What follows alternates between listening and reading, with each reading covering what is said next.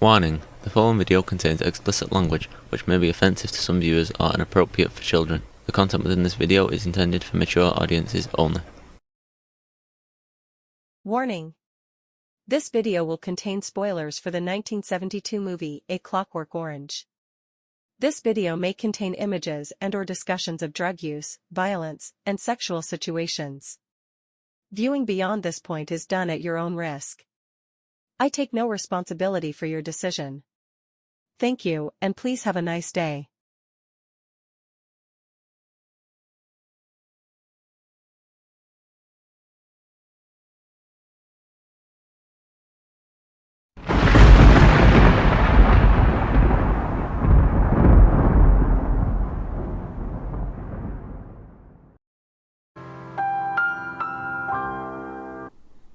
Hello and welcome to this video. Today's video I am going to be discussing A Clockwork Orange, both the book by Anthony Burgess and the movie made by Stanley Kubrick and starring Malcolm McDowell.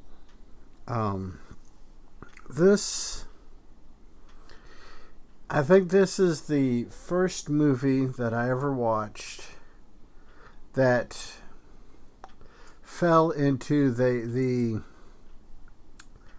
WTF. I watched it. I was rather young when I watched it. Matter of fact, watched it on the old Cinemax when I was a kid. And it imprinted on me the dangers of apathy, to be honest with you. The film, or the book by Burgess, is characterized as a dystopian, got something, phlegm or something, a dystopian black comedy novella. It was released in 1962, and our main character, Alex, is basically narration. It is a narrated movie. The book is narrated. If you do not like narration, this book and or movie is not your cup of tea. It is not going to work for you. It follows Alex and his droogs gang. Basically, it's what happens when the upper rich, powerful, basically have so much apathy and disdain for the middle and lower classes that everything becomes a hellscape, a gang violence, gang culture, which this book, reading this book, I read the book after I saw the movie. I read the book, I want to say mid-80s. Late elementary school, maybe early junior high, but somewhere between the 5th and the 7th grade, somewhere in there. I had saw the movie a few years beforehand, like I said, on the HBO. It's either HBO or Cinemax, one of the two. We had both. Actually, we had HBO and Showtime, so it was either HBO or Showtime I saw it on. And it wasn't until the city of Carpus Cove got a used bookstore that I had found out that it was a book that was based, And after reading the book, then finishing my childhood and finishing high school and becoming a correctional officer and seeing the rise of basically gang warfare. In Texas, San Antonio, Corpus Christi, you have Texas Mafia, Texas Syndicate, Mexican Mafia, Aryan Brotherhood. West Coast, you had the Crips, Bloods, and all of those. You had the Yakuza, the Asian, Chinese, Japanese. I think it's Japanese Mafia. And this mentality of locking people up and throwing away the key really harkened back to the book, and the movie. The movie, not so much. The movie kind of it deals with Alex's incarceration, but it doesn't. In the book, it kind of drives it home that basically that's what happened. Alex went to prison for his crimes, and they locked him up, threw away the key. But that is kind of the mentality we had in the mid to late 80s into the 2000s. Even in some places in the country today, Texas. Texas is that way. Texas is still a lock them up and throw away the keys. And it's this book, if you read it and you look at what's going around or what was happening in the world in the 80s and 90s, Burgess was kind of prophesized it. You look at certain things that certain political parties put into play, want to do, how they feel toward people that don't worship at the altar of their particular political belief, and the fact that we kick down. It is so easy in America to kick down on people less fortunate than us. And both this book and the movie, I imagine if Kubrick would have been allowed to make a movie that had all the nuance and detail that the book has, we would have had a 25-hour movie. Just, saying. In the book, another thing in the book is you have Anthony Burgess created the slang of NASDAQ. Evidently, right after, from what I've read historically, after the Second World War ended and a lot of the British troops and stuff returned to England and what have you, they brought back a lot of the Russian, German slang. And the baby boomers growing up picked up on it. And what he did is he postulated a society in which basically that became a lexicon. And it did in England for a little while, kind of had a little high thing, just kind of dropped off. But by the time Burgess wrote the book published the book in 1962, it had fallen off, and Burgess had taken it to the logical steps if it would have stuck around. Plus, Burgess was also a classic music composer. Burgess the way he wrote this book, he wrote it in basically 4/4 time.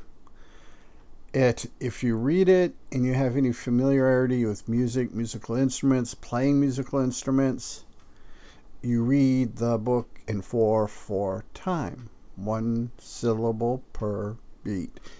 And that's the way it's written, but it's very poetic. The way he uses this made up slang, then he takes some of the words and he turns them just a little bit on pronunciation and spelling so they fit in with this rhythmic flow.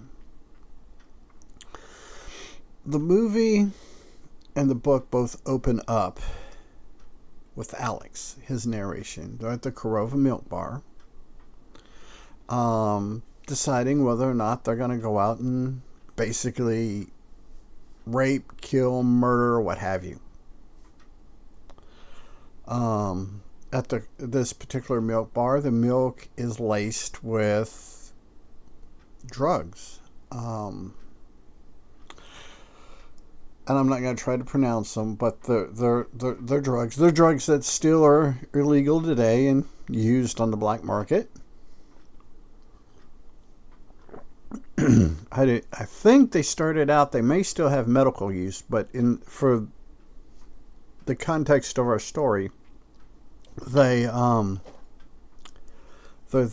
they're laced in this milk, and basically they get they're there, they get high, they go out and wreak hell. There's a bit where they fight another gang, and this gang is outfitted like Nazis. They have the Nazi uniforms, the patches, insignia, and our heroes are dressed basically all in white, big codpiece on the outside. Each one has a top hat. I believe Alex has a boulder cap. His droogs, let me look them up real quick. Yeah, you've got the people that are part of Alex's gang are Dim, who got his name because he is dim. He's not... The book uses the R word. But Dim is all muscle, no brain. Then you have Georgie. Georgie is just smart enough to not realize he's stupid. And the same with Petey. There's one extra droog in the novel, and I can't think of his name right offhand. Let's see if I can pull up the novel and see what we get. Let me see. Pete, Dim. See Pete, Dim, Georgie boy.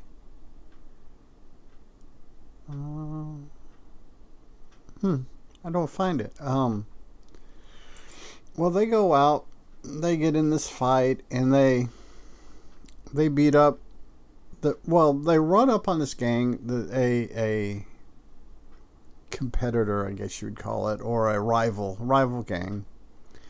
And the rival gang is in the process of raping some girl that they found, and basically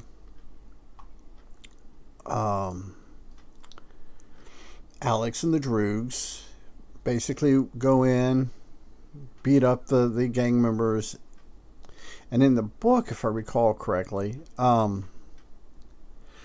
after they get done beating up the rival gang, they commence to raping the girl. In the movie, however, Kubrick has the cops showing up and they flee.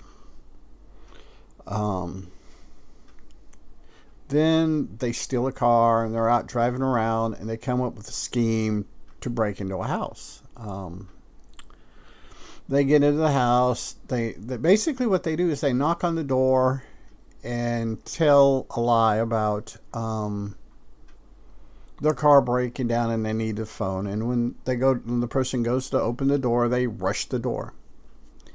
In the movie, it's cool that Kubrick had Anthony Burgess play the old writer. In this particular part of the movie, Anthony Burgess actually plays Anthony Burgess. It's kind of cool. They come in, they beat him up, they tear up the house, they rape this man's wife right in front of him. then they take off. They go to bed. The next day, Alex gets up, pretends to be sick, convinces his parents he's sick,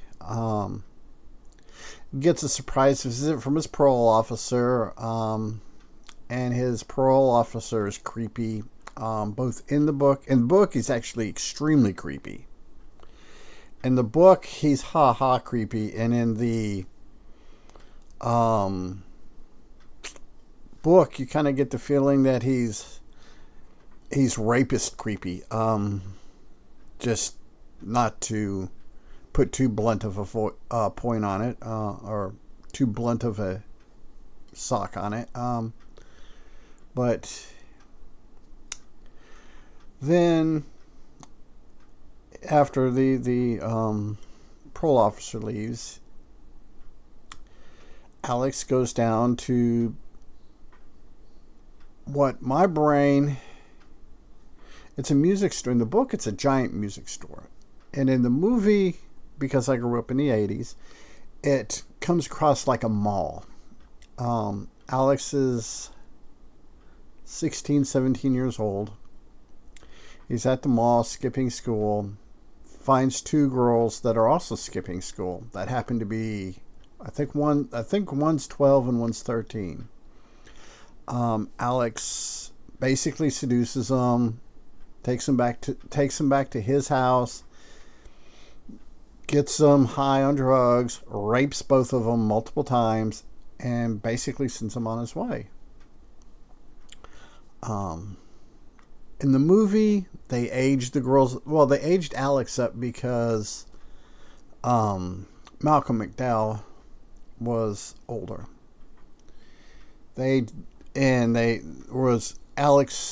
Malcolm McDowell could not pull a convincing young high school kid, freshman, junior, or freshman, sophomore. So they aged everybody up, which probably was a good thing. Then the rest of the day happens. The Droogs get together to go out in their nightly thing. And basically the other three don't think it's fair that Alex is making all the calls. So they decide they're going to get Alex. They're gonna basically a coup d'etat. It backfires on them, and Alex thinks that they've done bygones, let bygones be bygones type thing. However, during this night's rampage and torturous thing, they break into... In the book, it's a woman that had a cat fetish. And in the movie, it's like an avant-garde artist with a penis fetish. Alex winds up killing her with one of her own penis sculptures. And basically, as they get ready to flee, his droogs smash him in the head and leave him there for the cops to catch. And he winds up in prison. And in the movie, they hit the high points of his prison sentence. I don't have enough time to do a proper video and keep it within believable time constraints that YouTube likes videos in. But let's just say it is a lot harsher, a lot meaner than what is portrayed. I mean, what's portrayed on screen is nothing to laugh at. I mean, it's serious. Alex winds up getting chosen for an experimental thing that would fix him, and he goes through the process. And there are some differences in the book to the movie, but pretty much he is conditioned where he physically gets ill when he tries to act on his negative emotions, tries to rape or murder or fight or what have you. He gets released, goes back home, finds his parents have rented out his room, and he's basically out doing things, and he comes across his old droogs. Actually, it's one of his droogs and one of the guy in the book. It's one of his droogs. I believe it's Dim. It's either Dim or Georgie, and one of the guys from the gang that they fought earlier in the movie or in the story, and they've become cops, and they exact some just huge revenge on Alex, and it's not pretty. He winds, and through circumstances and things going on, Alex winds up back at